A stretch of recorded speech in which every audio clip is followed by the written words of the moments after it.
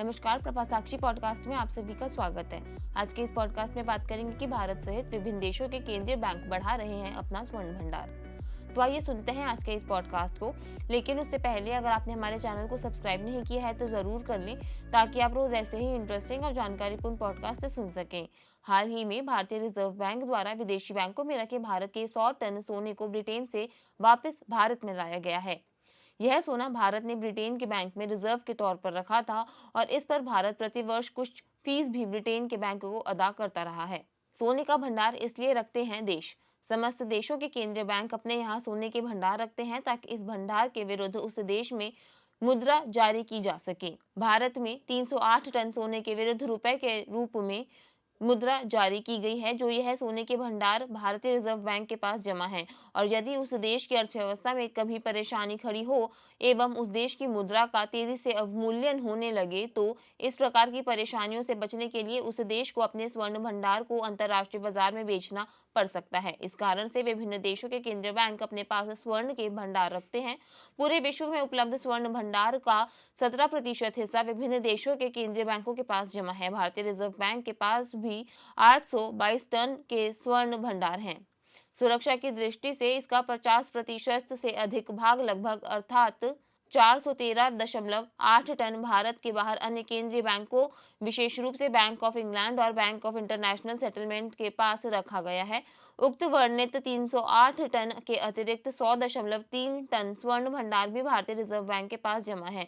वर्ष 1947 में भारत के राजनीतिक स्वतंत्रता प्राप्ति के पूर्व ही भारत ने अपने स्वर्ण के भंडार बैंक ऑफ इंग्लैंड में रखे हुए हैं।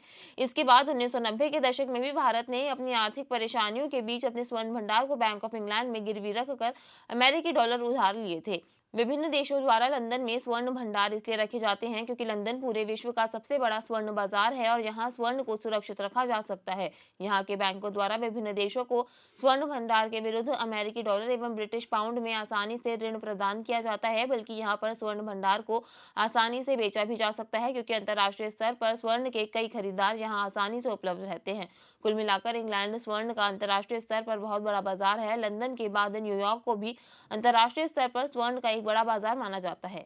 भारत के इस स्वर्ण भंडार को सुरक्षित रखने के लिए प्रतिवर्ष फीस के रूप में कुछ राशि बैंक ऑफ इंग्लैंड को अदा करनी होती थी। अतः अब भारतीय रिजर्व बैंक द्वारा 100 टन स्वर्ण भंडार को भारत लाने के बाद इस फीस की राशि को अदा करने से भी भारत बच जाएगा। दूसरे, अपने यहाँ स्वर्ण भंडार रखने से भारत के पास सदैव तरलता बनी रहेगी। जब चाहे भारत इस स्वर्ण भंडार का इस्तेमाल स्थानीय अथवा अंतर्राष्ट्रीय स्तर पर अपने हित के लिए कर सकता है।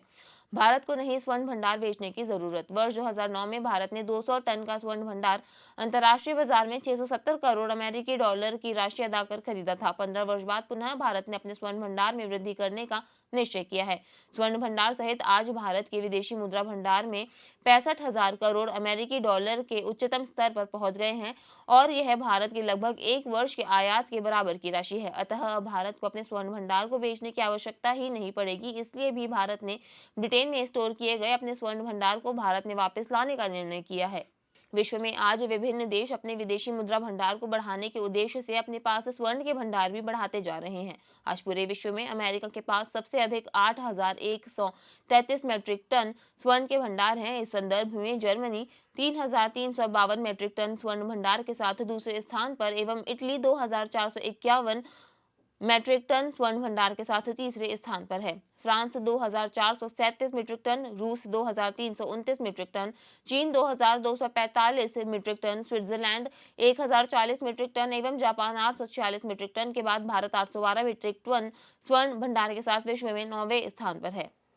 भारत ने हाल ही के समय में अपने स्वर्ण भंडार में वृद्धि करना प्रारंभ किया है एवं यूनाइटेड अरब अमीरात से 200 मीट्रिक टन स्वर्ण भारतीय रुपए में खरीदा था। हाल ही के समय में चीन का केंद्रीय बैंक भारी मात्रा में अंतर्राष्ट्रीय बाजार में स्वर्ण की खरीद कर रहा है।